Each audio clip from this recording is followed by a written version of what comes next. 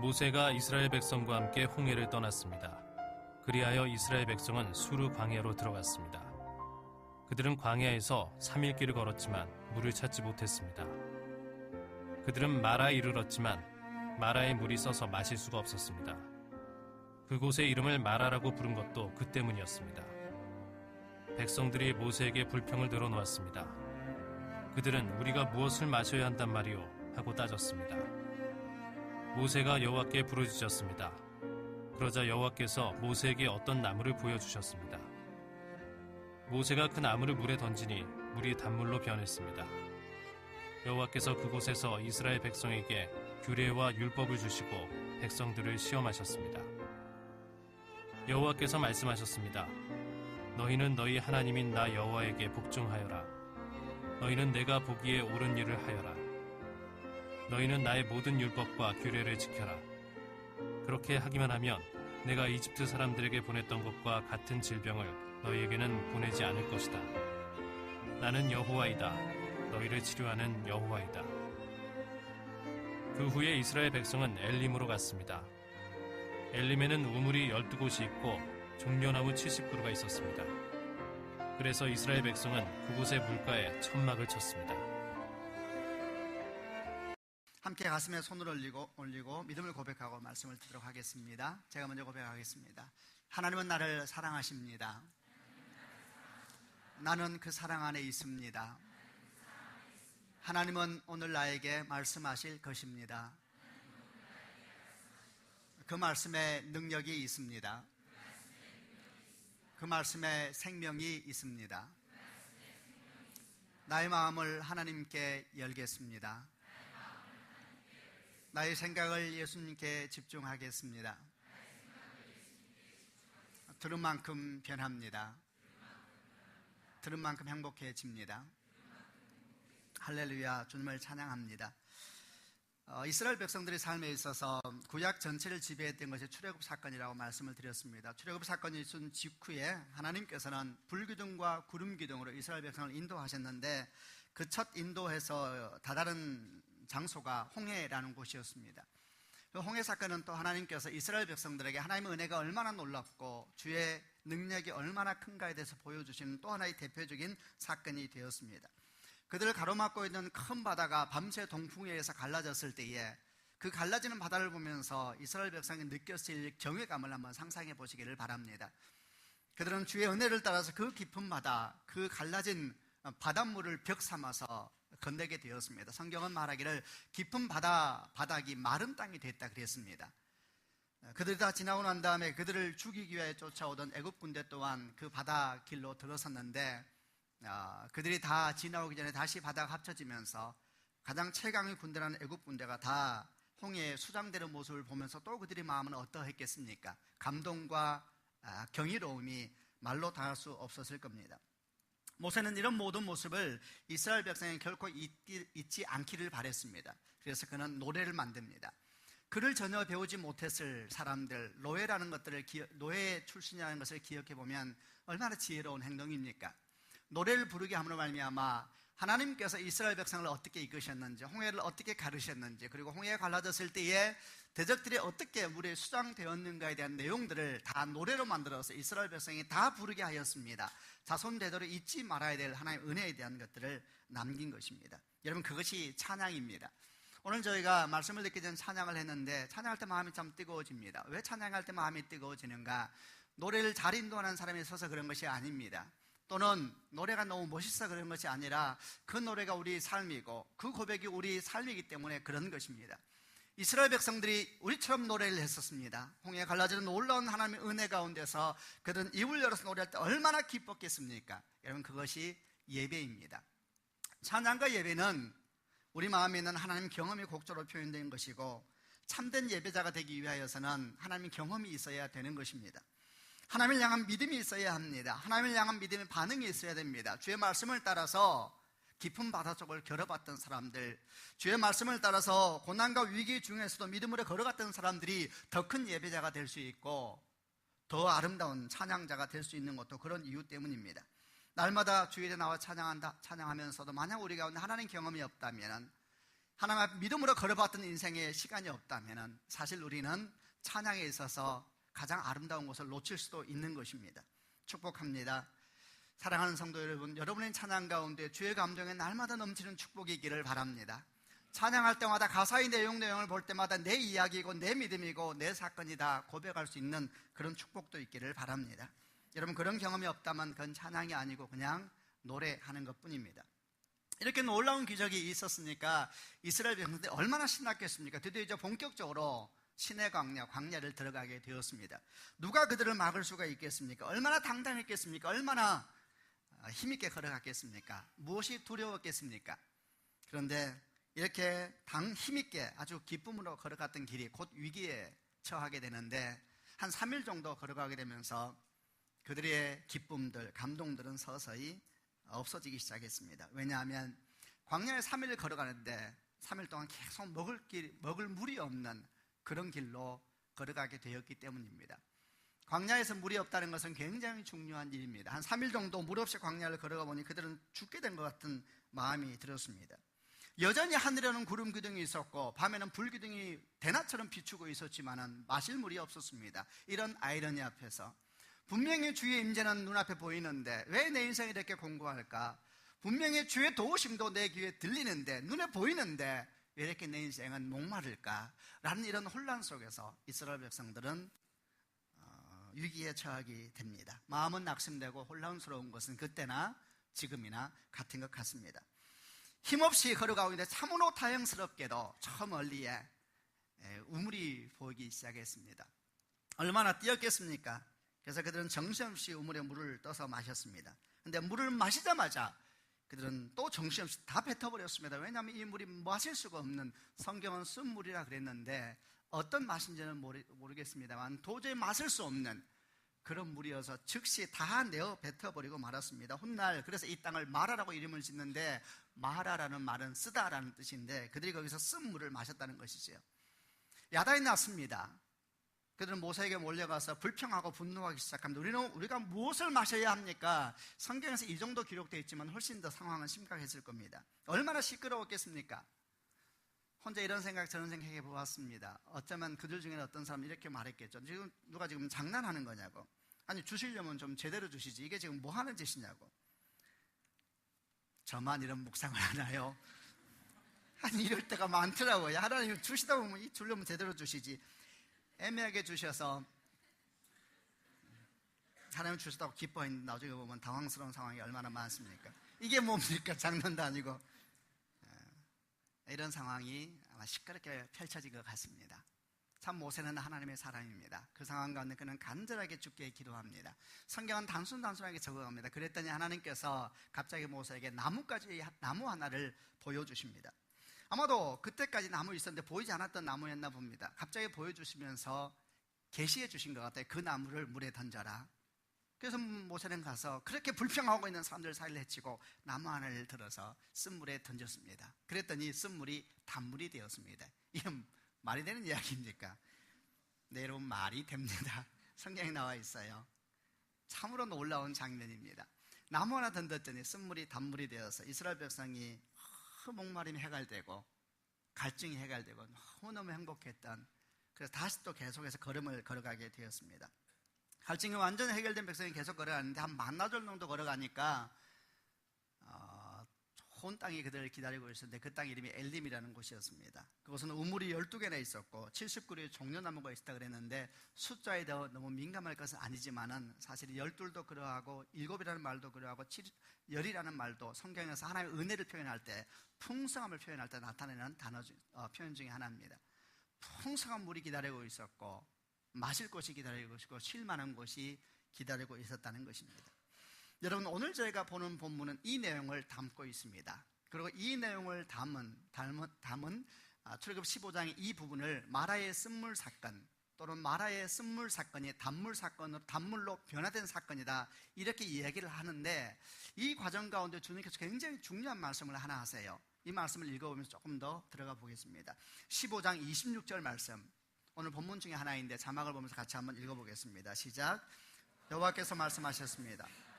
너희는 너희 하나님인 나 여호와에게 복종하여라. 너희는 내가 보기에 옳은 일을 하여라. 너희는 나의 모든 율법과 규례를 지켜라. 그렇게 하기만 하면 내가 이집트 사람들에게 보냈던 것과 같은 질병을 너희에게는 보내지 않을 것이다. 나는 여호와이다. 너희를 치료하는 여호와이다. 여기서 아주 중요한 하나님의 당신에 대한 계시를 하시는데 여호와 라파라는 말이 나와요. 치료하시는 하나님. 나는 너희를 치료하는 여호와이다. 나는 여호와이다. 하나님께서 모세에게 말씀하셨던 당신의 이름이시죠. 나는 야훼이다. 그런데 그 하나님의 성품 중에 하나인 것을 계시하시는데 여호와 라파, 나는 치료하는 여호와이다. 하나님이다. 이렇게 말씀을 하시면서 이 쓴물 사건을 단물 사건으로 바꾼 사건을 치유하고 연결시키는 내용을 성경에서 포함하고 있다는 겁니다. 이제 우리가 이 말씀을 가지고 몇 가지 묵상을 쭉 해보려고 하고 말씀 속에 들어가서 오늘 우리에게 말씀하시는 메시지가 뭔가에 대해서 나누어 보려고 합니다. 먼저 마라의 쓴물 사건을 어떻게 이해해야 할 것인가? 지금 중간중간에 제가 말한 것처럼 이게 도대체 무슨 말인가? 어떻게 이해해야 될 것인가? 우선 기본적으로 이것은 사실입니다. 그리고 이 메시지를 통해 우리에게 주시는 너무나 중요한 메시지가 있습니다. 먼저 이해해야 될 것은 마라의 쓴물 사건은 당시 이스라엘 백성들의 내면을 적나라하게 드러내고 있는 하나님의 거울과 같은 사건이었다는 것입니다. 오늘 본문을 보면 좀 재미있는 생각이 들어요. 한번 들어보세요. 하나님께서 놀라운 홍해 사건을 일으키십니다. 그리고 3일 동안 목마름을 갖게 하셔서 한 3일 거리를 보통 한 60km 정도를 봅니다. 3일 동안 목마른 길을 걷게 하시더니 그 끝에서 마라에 있는 우물을 발견하게 합니다. 뛰어가서 우물을 마셨더니 쓴 우물에서 다 뱉어버렸습니다. 이스라엘 백성들이 분노하고 불평합니다. 모세가 간절하게 기도합니다. 그랬더니 갑자기 주님께서 기다렸다는 듯이 옆에 있는 나무를 하나 말씀하시면서 그걸 던지라 그럽니다. 그게 던졌더니 쓴물이 단물이 되었습니다. 그러자 또 주님께서 기다렸다는 듯이 말씀을 하기 시작하는데 그 말씀이 오늘 저에게 읽은 말씀이고, 그때 주님께서 나는 치료하는 하나님이다 이렇게 계시하시는 일을 하게 되었고, 그들은 목마름을 다 해결하고 난 다음에 한 반나절 정도, 한 10km 정도 걸어갔더니 엘림이라 하는 곳에 이르러서 거기에서는 아주 12개의 우물과 종려나무 70그루를 만나게 된 이런 일련의 과정을 쭉 주님께서 베푸셨습니다. 자, 여러분, 제가 지금 아주 긴 얘기를 짧게 있었던 과정만 설명을 해드렸는데 이런 일련의 흐름을 보면서 어떤 마음이 드십니까? 사실 조금만 묵상해 보면 한 가지 아주 단순한 사실을 알 수 있는데 이 흐름은 아주 의도적이고 계획적인 흐름이라는 것입니다. 우선 여러분 기억하는 홍해부터 엘림까지 이르는 모든 일련의 과정을 누가 주도하셨느냐? 하나님이 주도하셨습니다. 홍해에 간 것도 부름기둥과 불기둥이 인도한 것이고, 3일 동안 그렇게 물 없는 곳을 돌게 하신 것도 부름기둥과 불기둥이 하신 것이고, 마라로 인도하신 것도 구름기둥과 불기둥이 인도한 것이고, 마라에서 괴로워하고 난 다음에 확 바꾸고 난 다음에 다시 엘림으로 인도한 것도 구름기둥과 불기둥이 인도하신 거예요. 이스라엘 백성들이 찾아간 것이 아닙니다. 하나님께서 주도적으로 계획하시고 이들을 이끄셨다는 이야기입니다. 그러면 무엇을 말합니까? 하나님 이 과정을 통하여서 이스라엘 백성들에게 뭔가를 분명히 드러내고 싶으신 것이 있었던 것입니다. 드러내 밝히 보이셔서 이스라엘 백성을 교훈하고 가르치기 위하여서 일련의 학습 과정을 주께서 이끌어가고 계셨던 것입니다. 실제로 보게 되면 출애굽 15장 25절에 오늘 본문 중에 이런 말씀이 나옵니다. 모세가 여호와께 부르짖었습니다. 그러자 여호와께서 모세에게 어떤 나무를 보여주셨습니다. 모세가 그 나무를 물에 던지니 물이 단물로 변했습니다. 그 뒤에 이렇게 말씀이 나와요. 여호와께서 그곳에서 이스라엘 백성에게 규례와 율법을 주시고 백성들을 시험하셨습니다. 이래요. 이런 일련의 과정이 백성들을 시험하는 과정이었다는 이야기입니다.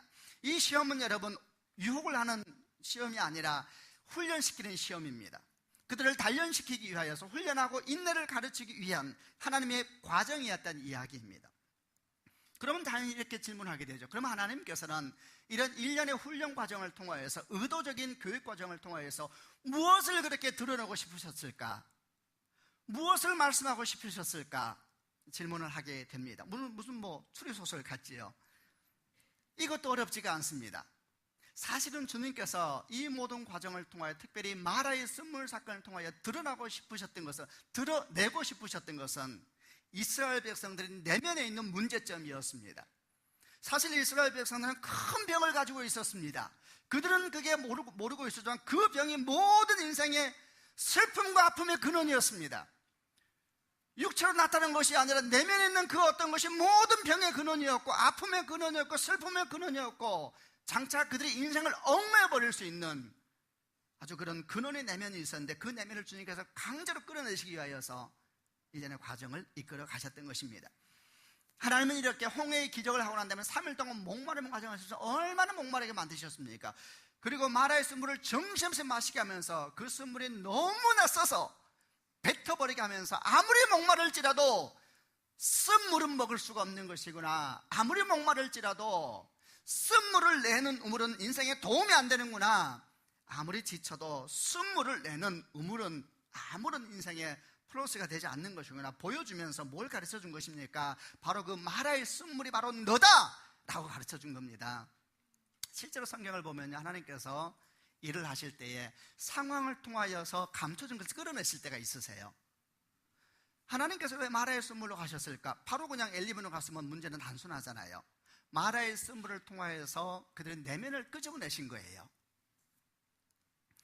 혹시 생각하기에 이스라엘 백성들이 분노하고 불평하는 것이 마라의 쓴물 때문이다 이렇게 생각하는 분이 있다면 저는 조금 더 생각을 해야 된다 생각합니다. 아닙니다.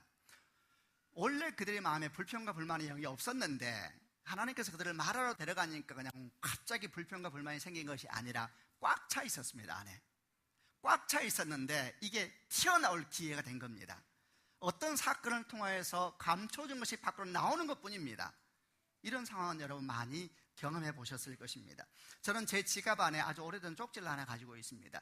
생각해보니까 한 2, 3년은 된 것 같아요. 저희 딸이 저한테 주었던 작은 쪽지입니다. 이런 내용이 적혀 있었습니다. 아빠, 화내시는 거는 괜찮은데 야 이 사람아 라는 말은 하지 않으셨으면 좋겠어요. 갑자기 확 다른 모르는 사람이 된 느낌이거든요. 억양도 좀 그렇고요. 이어서 작은 글씨로 적어놨습니다. 저는 지금 아빠에게 조언을 드리는 거예요. 그러니까 마음이 상하거나 불쾌하시면 안 돼요. 사랑해요 아빠. 저는 그 쪽지를 받는 순간 나를 향한 하나님의 터치라고 생각을 했습니다. 그리고 제가 쪽지를 적어서 이 쪽지는 평생 내가 가지고 있어야 되겠구나 지갑에 넣어 있습니다. 저는 이렇게 아이들의 어떤 모습을 보고 확 화를 낼 때가 있습니다. 간혹 그럴 때가 있습니다. 어떤 모습이 이제 화를 낼 때가 있단 말입니다. 근데 사실은 저도 알고 있습니다. 문제는 그 아이가 아니고 제 안에 있는 것입니다. 그 아이의 어떤 행동이 제 안에 있는 것이 튀어나오도록 동기부여를 한 것뿐입니다. 그러니까 같은 상황에서 내 아이가 똑같이 행동할 때에도 제가 마음이 따뜻하면 저는 그렇게 행동하지 않습니다. 내 안이 따뜻하고 평안하면 다르게 반응합니다. 에이 여보 괜찮아, 애들은 다 그러면서 크는 거야 이랬던 제가 제 마음이 불편하기 시작하면 똑같은 상황인데 확 안에서 뭐가 나오는 것입니다. 여러분 문제는 내 안에 있는 것입니다. 그리고 내 안에 있는 그 괴물이 어떤 상황 속에서 밖으로 튀쳐나오는 것입니다. 다른 사람의 실수나 부족함을 이유로 들면서 말하지만 아닙니다. 사실은 내 안에 있었던 것이지요. 하나님은 이스라엘 백성들을 마라의 쓴물에 의도적으로 이끌어 가시면서 그들이 쓴물을 먹고 분노하고 불평하는 모습을 보게 하시면서 그 마라의 쓴물과 같은 내면이 바로 너다! 네 안에 있는 그 모습을 끄집어내기 위해서 마라의 쓴물을 사용하신 것입니다. 뭘 끄집어냈습니까? 불평과 불만의 영이 괴물처럼 밖으로 튀어나왔습니다. 그리고 40년 동안 그들의 인생과 이 괴물은 죽지 않고 계속 일을 해왔습니다.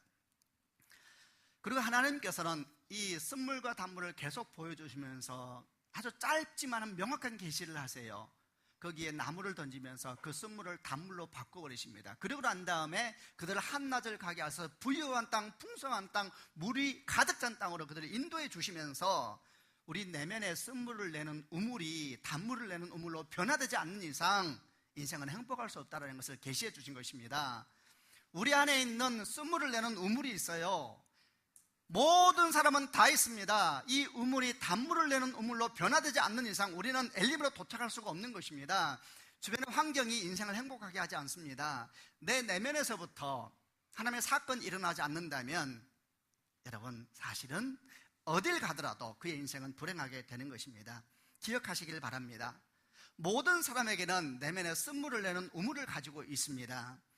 가만히 성경을 보게 되면 하나님께서 이 마라의 쓴물로 이스라엘 백성을 인도해 갈 때에 200만 명, 최소 300만 명의 사람들을 다 데리고 가십니다.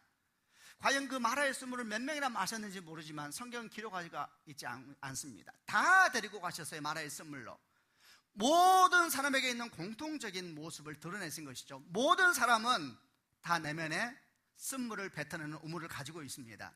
창세기 3장에 아담과 하와가 범죄한 이후로 모든 인류는 내면에 그 우물을 가지고 살게 되었습니다.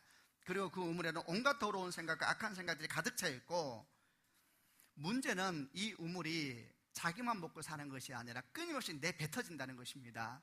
주변에 있는 사람에게 독한 물을 내뱉으면서 그들의 목마름을 죽여주려고 하지만 결코 그럴 수 없는 것입니다. 상상해 보시기를 바랍니다. 모든 사람의 내면에 있는 쓴물을 뿜어내는 우물을 상상하고 그 물을 서로 뿜어대고 있는 사람들의 모습을 생각해 보시길 바랍니다. 무슨 공포영화 같지 않습니까? 저는 공포영화 같다는 생각이 들었어요. 근데 여러분, 이게 우리 삶이라고. 오늘 말할 우물 사건은 이스라엘 백성들의 모습을 통하여서 계시하고 있는 것입니다. 실제로 주님께서는 마태복음 15장 18절 20절 말씀에 이렇게 말씀하여 주셨습니다. 마태복음 15장 18절 20절 같이 읽어보겠는데, 제가 먼저 18절 읽겠습니다. 그러나 입에서 나오는 것은 마음에서 나온다. 이런 것들이 사람을 더럽게 만든다. 마음에서는 악한 생각, 살인, 간음, 음행, 도둑질, 거짓말, 그리고 비방이 나온다. 이러한 것들이 사람을 더럽게 만드는 것이다. 씻지 않은 손으로 먹는 것이 사람을 더럽히는 것이 아니다. 환경이 문제가 아니라는 거예요. 사람들은 자꾸 환경을 얘기하기를 좋아하고 환경에 의해서 불행하다고 말을 합니다. 성경 말씀은 그렇게 말씀하지 않습니다. 우리 자녀들이 환경이 안 좋아서 망하는 것이 아니라고 성경은 말합니다. 쓴물을 내뱉으면서, 아까 말한 것처럼 문제는 이런 쓴물을 내뱉는 우물이 자기만 먹는 것이 아니라 다른 사람에게 계속 영향력을 흘러보내기 때문에 자기만 불행해지는 것이 아니라 다른 사람도 불행해지게 만든다는 것입니다. 물론 여러분, 이런 모습은 전혀 하나님께서 기뻐하지 않으시고 하나님께서 의도하신 것도 아니십니다. 성경 가운데 계속되는 복음의 메시지는 주님은 쓴물을 내는 내면을 단물을 내는 내면으로 바꾸길 원하시는 분이십니다. 할렐루야. 창세기 12장 1절과 2절 말씀, 유명한 말씀이죠. 여호와께서 아브라함에게 이르시되 너는 너희 본토 친척 아비 집을 떠나 내가 너에게 지시할 땅으로 가라. 내가 너로 큰 민족을 이루고 내게 복을 주어 내 이름을 창대케 하리니. 그 뒤에 뭐라고 나옵니까? 너는 복의 근원이 될 것이다. 할렐루야. 너는 복의 근원이 될 것이다. 똑같은 말씀이 요한복음 7장 37절 38절, 누구든지 목마르거든 내게로 와서 마시라. 나를 믿는 자는 성경의 이름과 같이 그 배에서 생수의 강이 흘러나리라. 할렐루야. 너무 멋지지 않습니까 여러분? 예수 그리스도의 복음은 우리 인생을 통으로 바꿔버리시는데, 그 통으로 바꾸는 사건의 시작은 내면에서부터 생기는 것입니다. 누구든지 목마르거든 내게로 와서 마시라. 나를 믿는 자는 성경의 이름과 같이 그 배에서 생수강이 흘러나리라. 하나님의 뜻은 우리 모든 인생이 쓴물을 내는 인생이 아니라 단물을 내는 인생이 되기를 원하십니다. 그래서 우리를 만나는 사람마다 목마른 자들이 해갈되기 시작하고 배고픈 자가 먹을 것을 얻기 시작하고 지친 자가 위로받는 인생으로 저희가 쓰임받기를 원하는 것입니다. 여러분, 그런 인생이 되는 축복이 있기를 바랍니다. 여러분, 그런 인생이 되길 원하는 소망이 있는 사람마다 진지하게 주께 물어보아야 합니다. 그럼 하나님, 내 안에 있는 쓴물을 내는 이 우물이 어찌하면 단물을 내는 우물로 바뀔 수가 있는 것입니까? 물어야 합니다. 가장 먼저는 세 가지 정도의 과정을 말할 수 있습니다. 가장 먼저는 우리 안에 쓴물을 내는 우물이 있다는 사실을 인정해야 합니다. 두 번째는 우리 안에 있는 그 쓴물을 내는 우물이 어디 있는지를 찾아야 합니다. 그래야지 거기에 사건을 일으키지 않겠습니까? 세 번째, 마지막으로는 모세가 했던 것처럼 우리 또한 그 우물에 나무를 던져야 합니다. 여러분, 질문해 보겠습니다. 여러분은 여러분 안에 쓴물을 내는 우물이 있다는 걸 인정하십니까? 별로 인정을 안 하시네요. 한 번 더 질문을 드리지요. 지금 저희가 대화가 되고 있나요? 예, 여러분은 여러분 안에 쓴물을 내는, 뿜어내는 우물이 있다는 것을 인정하십니까? 인정하셔야 합니다. 그래야지 복음이 시작됩니다. 아파해야 합니다. 아파해야 합니다. 자기에 대해서. 어떻게 이럴 수가 있니? 이런 공포영화가 어디 있습니까? 내 사랑하는 아이들, 내 사랑하는 사람들이 끊임없이 쓴물을 내뱉는 우물이 내 안에 있다니, 이런 아픔이 어디 있습니까? 아파해야 합니다. 그럼 두 번째, 여러분, 이제 여러분은 여러분 안에 있는 그 쓴물을 내는 우물이 무엇인지를 찾아야 합니다. 어떻게 찾아야 될까요? 여러분, 사람은 못 찾습니다. 마라의 우물은 하나님께서 인도해 가셨습니다. 여러분, 하나님이 없는 사람은 못 찾습니다. 하나님이 없는 사람은 자기는 문제없다 그럽니다. 하나님이 없는 사람은 저 사람이 문제라 그러고 환경이 문제라 그러고 세상이 문제라 그러고 다 그렇게 말합니다. 그러나 하나님께서 인도하셔야 됩니다. 하나님은 이스라엘 백성을 마라의 수물로 인도하기 위하여서 3일 길을 이스라엘 백성과 함께 목마름으로 걸어가셨습니다. 왜 3일 길일까요? 3일 길을 죽음과 같은 길을 걸어가셔서 마침내 이스라엘 백성들을 그들의 현실 속으로 보여주신 것입니다. 여기가 마라의 쓴물이라고. 여러분, 주님이 우리 마음에 있는 쓴물을 내는 우물을 보여줄 수가 있습니다. 할렐루야.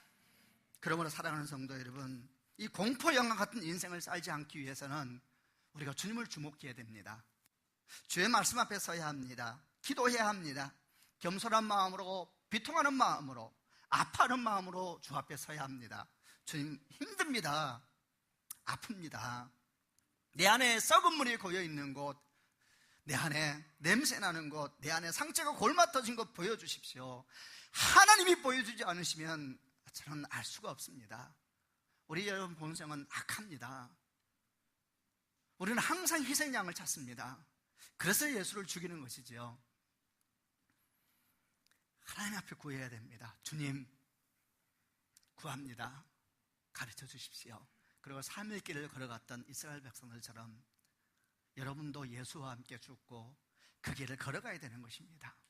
그리고 마침내 거기서 순물을 부럽게 쏟아내는 우물, 그렇게 콸콸 쏟아내는 우물을 대면하게 될 겁니다. 오늘 본문에서 하나님께서 이스라엘 백성들에게 보여주신 쓴물을 내뱉고 있는 우물은 불평과 불만이라는 우물이었습니다. 마라의 쓴물을 마시고 즉시 그들이 삶에서 튀어나온 괴물, 그 괴물은 그들의 인생을 가득 채우고 있었던 불평과 불만, 그 노회 근성, 그 괴물이 그들 안에 있다가 마라의 쓴물을 마시는 순간 튀어나왔던 것입니다. 우리가 하나님 앞에서, 하나님, 제 안에 있는 썩은 것을 보여주세요. 제가 아픕니다. 제가 안에 많이 힘듭니다. 도와주세요, 주님. 제가 주를 신뢰합니다.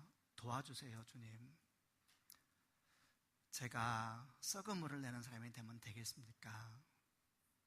내 아이에게 제가 쓴물을 먹이는 어미가 되면 되겠습니까? 내 아이에게 내가 쓴물을 먹이는 아비가 되면 되겠습니까? 주님, 저 좀 도와주세요. 말씀을 붙들고 무릎을 꿇고 아파하고 주님께서 반드시 그렇게 하십니다. 힘든 과정이지만은, 이스라엘 백성은 그때가 몰랐거든요. 그게 그런 과정이라는 것을. 힘든 과정이지만은 우리도 그렇게 해야 합니다. 그럼 주님께서 드러내세요. 그럼 우리는 어떻게 해야 되는가? 그 뒤에 우리는 모세가 했던 것처럼 똑같이 해야 합니다. 모세는 어떻게 했습니까? 하나님께서 또 보여주셔야 합니다. 하나님께서 나무를 갑자기 보여주세요. 하나님이 보여주셔야 합니다, 여러분. 모세는 하나님의 가르침을 알았습니다. 나무를 던져라. 재밌죠? 나무를 탁 던집니다. 그랬더니 쓴물이 단물로 변해버렸습니다. 당연히 질문하게 되죠. 하나님, 그 나무 뭐예요? 질문하게 되죠. 커요, 작아요? 그건 중요한 게 아니고 나무라고 성경에 표현되시고 나무가 뭔가 물어봐야 합니다. 근데 여러분, 성경을 해석할 때 말이에요, 상징적으로 표현되는 것들이 많이 나와요. 숫자도 그러하고 지금 나무도 그러한데, 성경을 볼 때 항상 주의해야 될 것이 있는데, 성경의 언어를 너무 비유적으로 풀기 시작하면 위험한 신앙이 됩니다. 예를 들면 나무는 뭐고, 씨는 뭐고, 구름은 뭐고, 뭐는, 이게 신천지가 가르치는 건데 거짓말입니다. 거짓말. 그렇게 상징적과 비유로 풀기 시작하면 성경을 제대로 볼 수가 없어요. 성경을 이해하기 위해서는 성경 전체 속에서 성경을 보아야 되고, 그리스도의 십자가 속에서 성경을 보아야 되고, 하나님의 마음을 가지고 성경을 보아야 돼요. 겸손한 마음과 가난한 마음과 간절한 마음을 가지고 성경을 보고 성경 전체 흐름 속에서 보고 그리고 십자가 속에서 재확인돼야지 말씀이 바르게 풀어지는 것입니다. 그런 마음을 가지고 묵상을 해봅니다. 하나님, 이 나무 뭡니까? 그렇게 어려운 것은 아닌 것 같아요. 갈라디아서 3장 13절에는 이런 말씀이 나옵니다. 자막을 보면서 같이 한번 읽어보겠습니다. 읽겠습니다. 그리스도께서는 율법이 우리에게 씌운 저주를 거두어 가셨습니다. 그리스도께서 우리를 대신하여 저주를 받으셨습니다. 성경에도 이렇게 적혀 있습니다. 나무에 달린 사람은 다 저주를 받은 것이다. 이 나무는 예수의 십자가를 말하는 것입니다. 그리스도는 율법이 우리에게 씌운 저주를 거두고 가셨습니다. 이 저주 중에 하나가 쓴물을 내는 우물입니다. 온갖 더러운 것이 내면을 가득 채우고 있는데 주께서 그것을 거두고 가셨는데, 이 모든 저주를 거두고 가시기 위하여서 주님께서 쓴물에 들어가셨고 이 쓴물을 다 흡수하시고 다 짊어지시고 죽으신 것입니다. 이 나무가 우리에게 의미하는 것은 그리스도를 보라는 것입니다. 하나님을 보라는 것입니다. 그분이 십자가를 보라라는 것입니다. 그리고 그 쓴물, 내가 그렇게 싫어하고 두려워해야 되는 그 쓴물을 내는 그 우물에 십자가를 던지라는 것입니다. 거룩한 상상을 하시기를 바랍니다. 바로 그럴 때에 쓴물은 단물로 변화되는 것입니다. 성경은 말합니다. 그냥 물이라고 말하지 않습니다. 단물이라 그랬습니다. 꿀물 같은 인생이 되는 것입니다. 할렐루야! 그럼 여러분은 어떤 인생을 살게 됩니까? 여러분 자녀는 꿀물을 먹게 될 거예요. 목사님, 저 꿀물을 안 좋아해요. 저는 그냥 물 먹을래요. 그러면 물 주시고. 갑자기 제가 코미디언이 된 것 같네요. 저는 이 말씀 묵상을 너무 기뻤습니다. 하나님, 좋은 아빠 되고 싶은데, 좋은 남편 되고 싶은데, 힘이 든데, 하나님 고맙습니다. 내게 능력을 주셔서 고맙습니다. 능력이 뭐예요, 여러분? 능력은 십자가입니다. 십자가를 가진 사람이 능력이 있는 거예요. 그 십자가를 던지면 되는 거예요. 사도 바울은 말하기를, 그래서 십자가를 능력이라고 말을 하고 십자가를 비밀이라고 말한 것입니다. 굉장히 단순해 보이죠? 이런 모든 여정이. 그러나 여러분, 결코 단순하지 않습니다. 왜 단순하지 않습니까? 하나님을 향한 믿음이 없다면 찾을 수 없는 우물이고, 하나님 말씀을 향한 믿음이 없다면 찾을 수 없는 나무이고, 하나님의 말씀을 향한 순종이 없다면 던질 수 없는 나무이기 때문에 결코 쉽지 않습니다. 믿음이 없다면 찾을 수 없는 우물이요, 말씀이 없다면 보이지 않는 나무고, 순종이 없다면 던질 수 없는 나무인데 어떻게 이게 쉽습니까? 그래서 주님 말씀하시는 것입니다. 너희는 너희 하나님 나 여호와께 복종하라. 너희는 내가 보기에 옳은 일을 하라. 너희는 나의 모든 율법과 규례를 지켜라. 그렇게 하기만 하면 내가 애굽 사람들에게 보냈던 것 같은 질병을 너희에게 보내지 않을 것이다. 나는 여호와이다. 너희를 치료하는 여호와이다. 할렐루야. 따스함, 온유함, 하나님의 임재입니다. 여러분, 주님은 치료하시는 분이십니다. 여러분 인생 가운데는 모든 쓴물을 내는 우물마다 하나님의 십자가가 임하는 축복이 있기를 바랍니다. 조금만 더 나가보겠습니다. 이런 묵상을 하면서 조금 더 묵상을 더 들어가 보고 싶었습니다. 하나님, 그러면은 쓴물을 내는 우물에 십자가를 세운다는 것은 구체적으로 무엇입니까? 그렇게 생각을 하면서 오늘 말씀 가운데 있는 몇 가지 모습을 조금 더 묵상을 해보려고 합니다. 우선 여러분, 하나님이 당신을 치료의 하나님이라 그러시는데, 이 치료의 하나님은 내면만이 아닙니다. 육체도 고치십니다.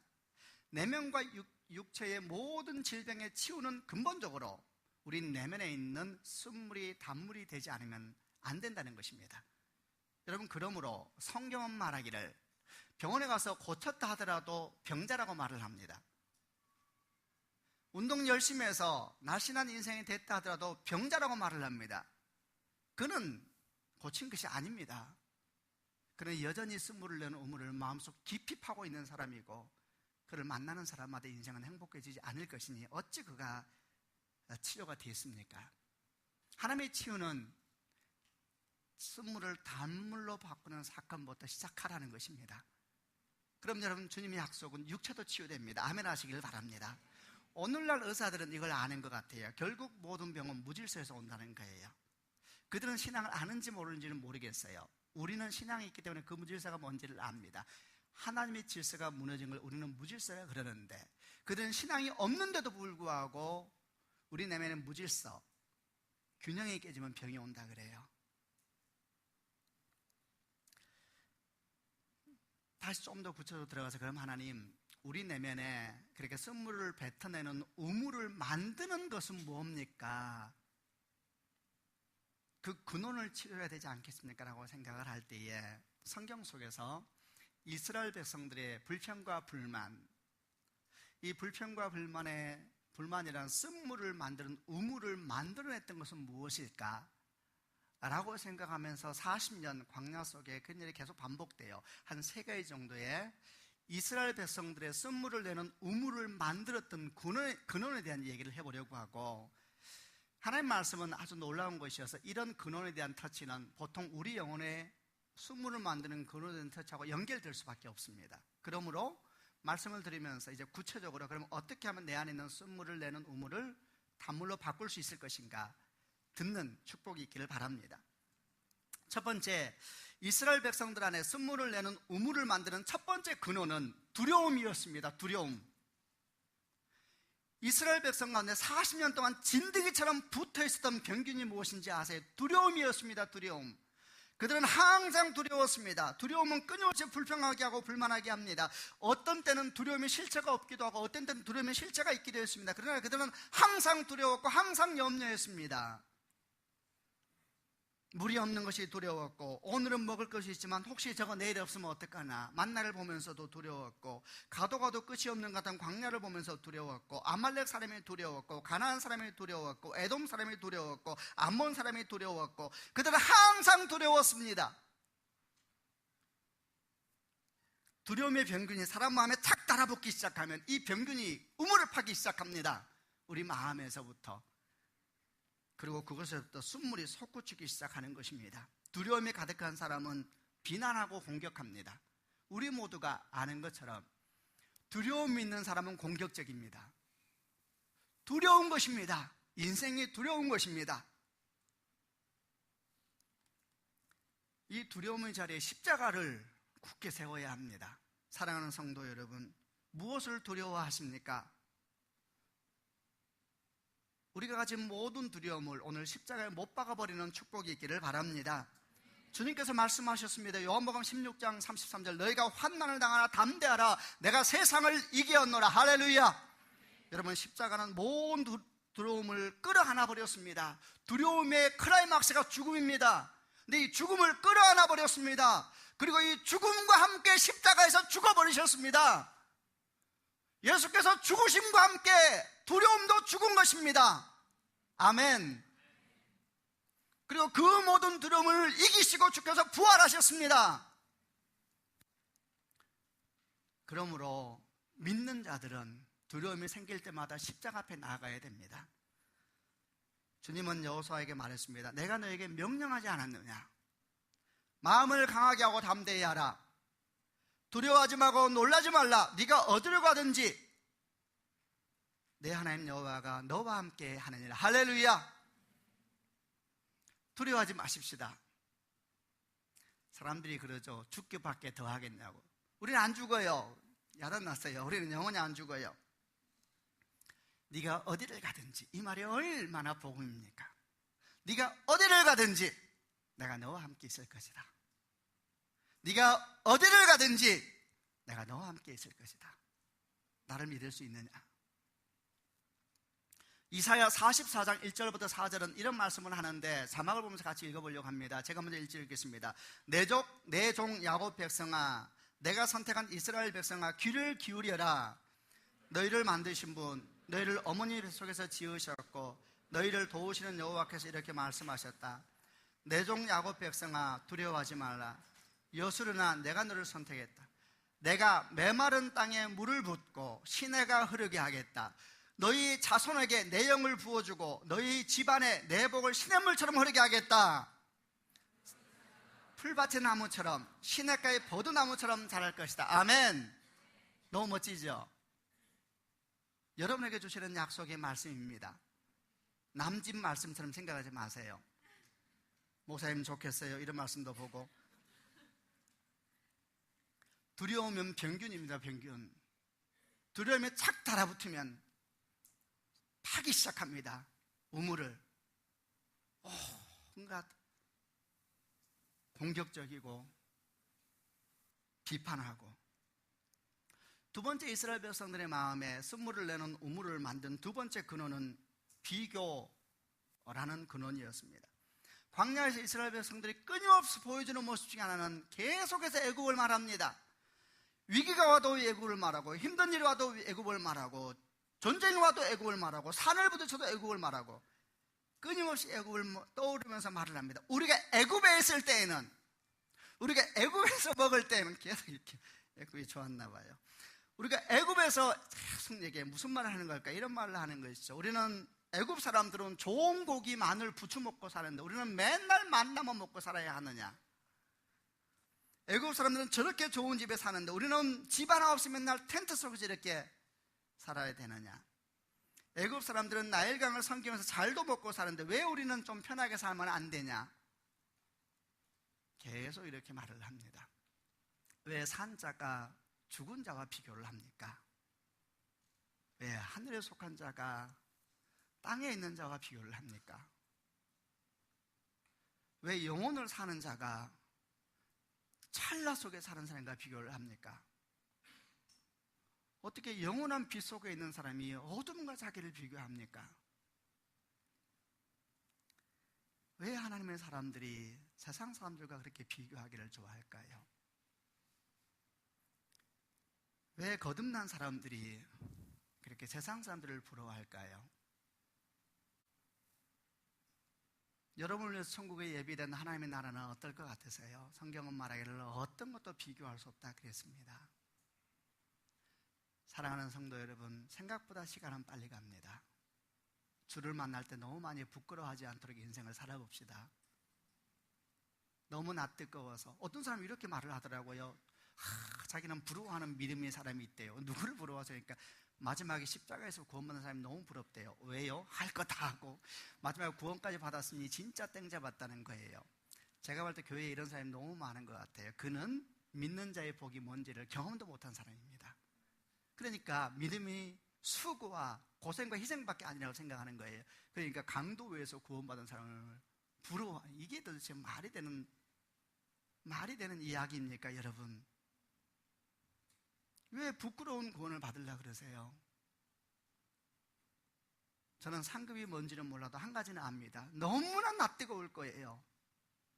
너무 마음이 아프게 후회할 거예요. 그럴 거예요. 비교는 하나님의 영향력이 아닙니다. 그는 전적으로 사단의 영향력입니다. 비교하기를 좋아하는 사람들이 있습니다. 그들은 자신의 내면에 쓴물을 내는 우물을 계속해서 주야로 파고 있는 사람입니다. 그냥 저도 생각해보고 우리 교회도 생각해보았습니다. 여러분, 서울드림교회 성도 여러분, 서울드림교회를 다른 교회와 비교하면 안 됩니다.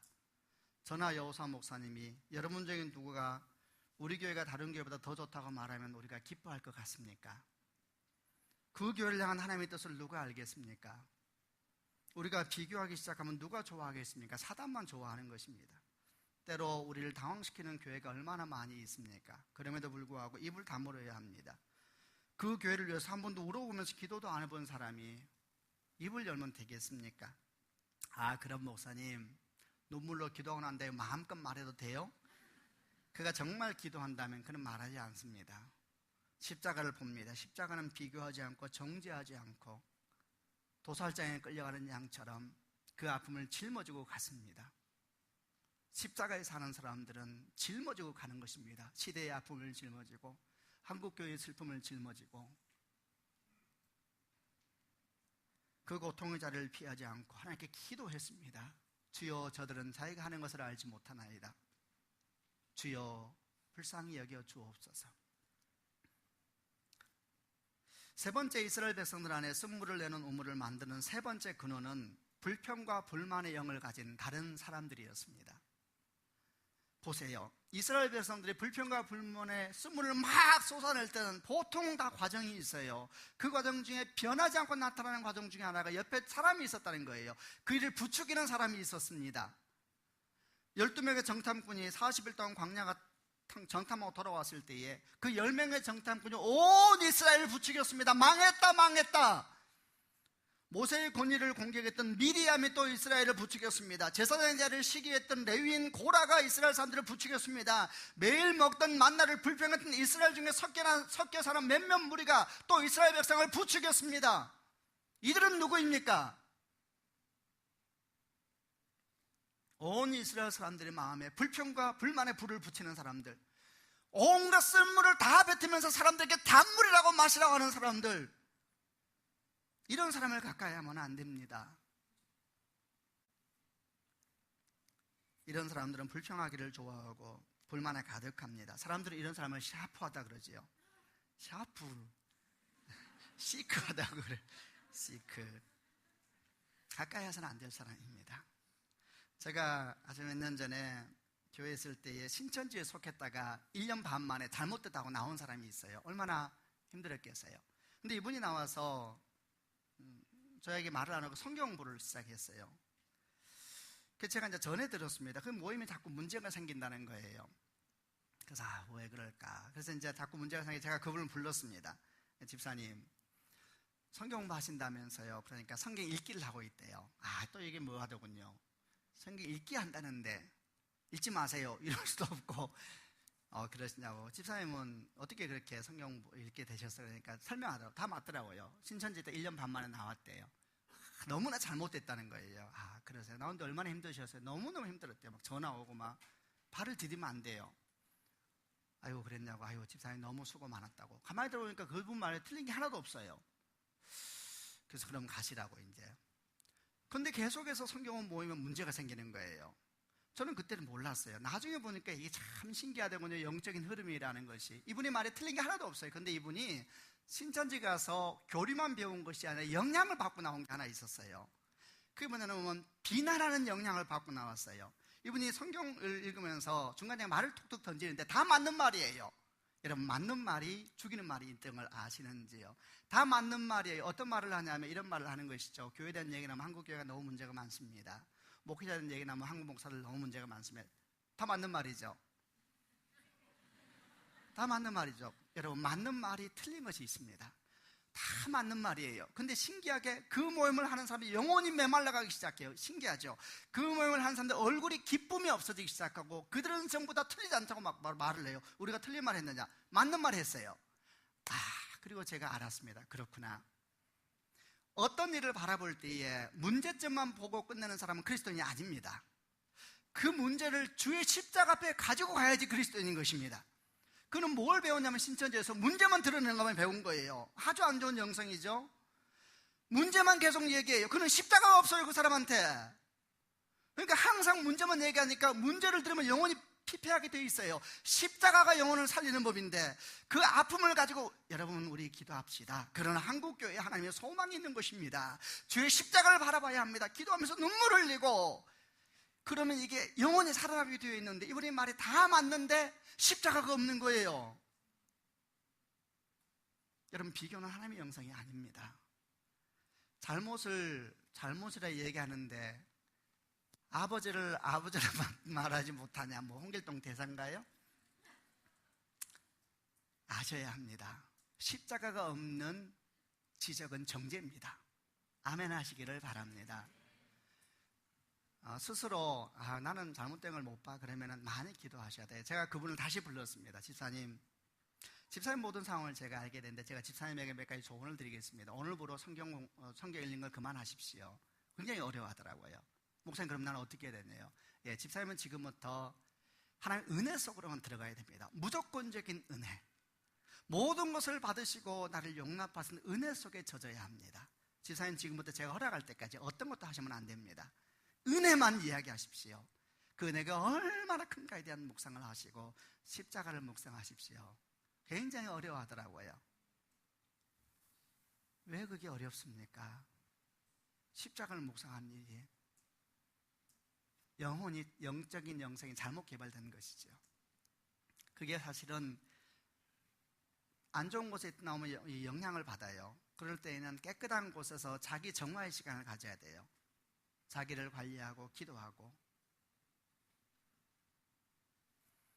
요즘에 교회의 신천지에 대한 얘기가 한 번씩 들려와요. 여러분, 성도 여러분 말씀을 드리는데 교회의 공식적인 이야기입니다. 성경 공부 밖에서 하지 마세요.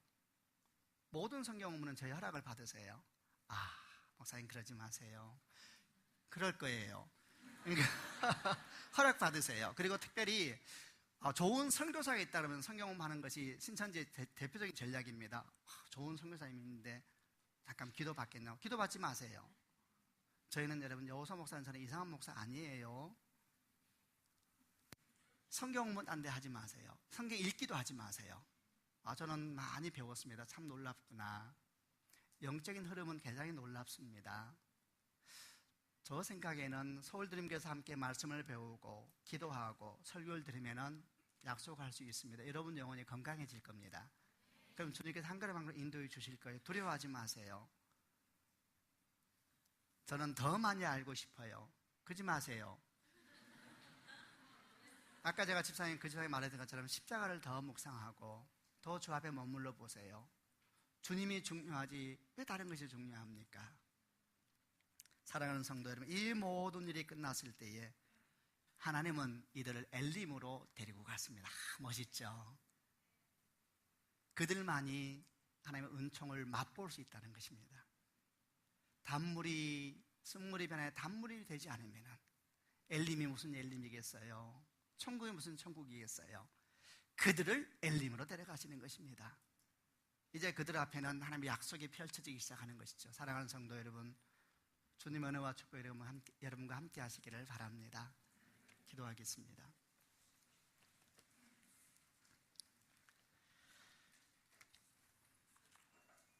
하나님, 제 안에는 끊임없이 순물을 쏟아내는 우물이 있습니다. 제가 많이 아픕니다, 주님. 제가 많이 힘이 듭니다, 주님. 고백하는 분들 가슴에 손을 얹으시길 바랍니다. 아버지, 마음이 많이 아픕니다. 그래서 힘이 듭니다. 이스라엘 백성이 3일 동안 목마름 가정 가운데 마라에 쓴물까지 인도를 받았는데 저희도 그 자리에 주께 나아가기를 원하고, 하나님, 이 쓴물을 내뱉어내는 우물이 단물을 쏟아내는 우물로 변화되기를 원합니다.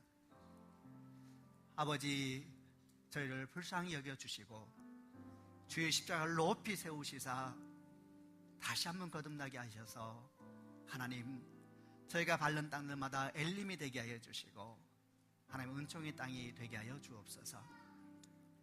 주님의 은혜에 감사하여 오늘 특별히 귀한 드림원금을 주님께 드립니다. 도움이 필요한 사람들, 어려운 사람에 흘러가는 재정인데 복 주시고 이 재정이 잘 사용되도록 은혜를 베풀어 주시옵소서. 예수님 이름으로 기도